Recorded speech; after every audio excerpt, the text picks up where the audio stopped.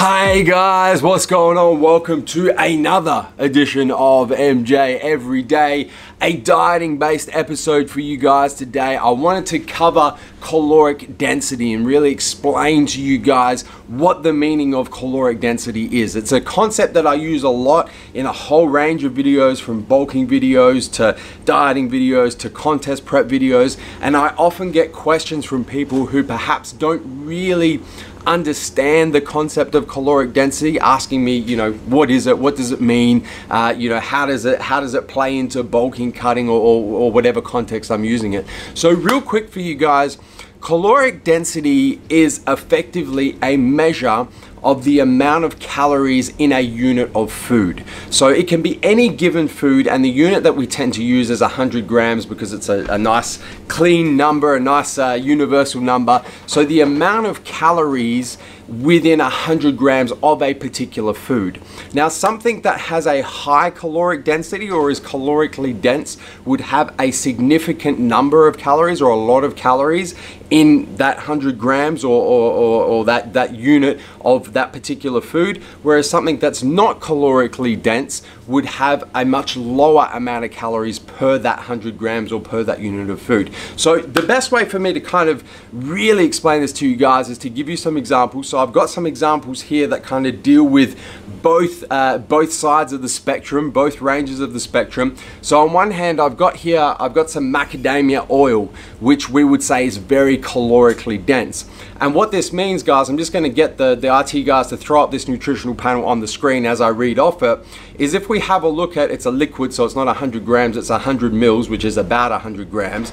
If we read down and we have a look at the average quantity per 100 mils, you can see that the energy, the caloric content is 815 calories. So that is a very calorically dense food, a very dense source of calories, 850 calories in just 100 milliliters or 100 grams of this macadamia oil. On the other hand, something that is not calorically dense is I've got here a superfood vegetable mix. So once again, I'm going to get the guys to throw up this nutritional panel on the screen so you guys can check out what I'm reading off. So here, if we have a look at the quantity per 100 grams and we have a look at the energy, we're talking about just 29 calories. So 29 calories in this right here, this vegetable mix, compared to over 800 calories in the same unit in 100 grams of this macadamia oil. So this stuff right here is very calorically dense. This stuff here is not very calorically dense. And when I give you that example, it's very easy to see in practice what I'm talking about. So this concept of caloric density is very important to understand because it plays into our diets and plays into how we make our diets fit our lifestyles. And really the primary application of caloric density is if you're the type of person who doesn't have a big appetite and you're trying to get more calories in to push you into caloric surplus, or even just achieve maintenance caloric intake, you'd want to start consuming foods that are calorically dense, that have a high caloric density, so you're not having to fill your stomach up with as much food, as much volume of food to get the required calories that you need. Whereas on the flip side, if you're the type of person who has a huge appetite and you're trying to maintain maintenance calories, or even trying to go into caloric deficit to lose body fat or lose weight, you'd want to tend to consume foods that are non-calorically dense, so that you can fill your stomach up with a lot of volume, you can fill yourself up with a lot of food and eat a lot of food, but not get a whole lot of calories from that food.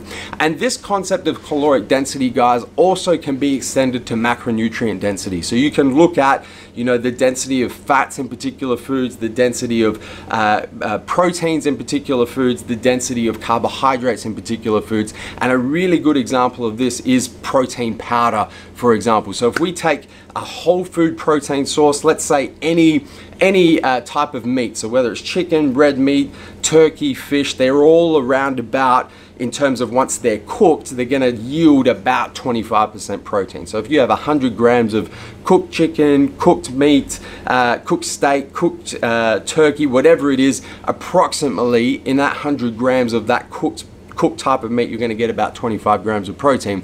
Whereas to get 25 grams of protein from a lean blended protein powder, you're only going to need to consume about 30 grams of that powder. So to get the same amount of protein from a whole food source, you get to consume over 3 times as much of that particular food. So your stomach's going to be 3 times as full with the volume of food to achieve the same amount of protein. So I like using that example. So that concept of caloric density is, generally applies to calories, but can also be broken down to look at macronutrient density of particular foods, which ties into calories anyway, because we know that 1 gram of protein is 4 calories, 1 gram of carbs is 4 calories, and 1 gram of fat is 9 calories. Guys, that's a wrap for today's episode of MJ Everyday, breaking down caloric density and touching on macronutrient density for you guys. As always, don't forget to hit the subscribe button, subscribe to our YouTube channel, turn your post notifications on both on your mobile, your cell phone, and your desktop PC so you don't miss a beat when it comes to the MassiveJoes YouTube channel.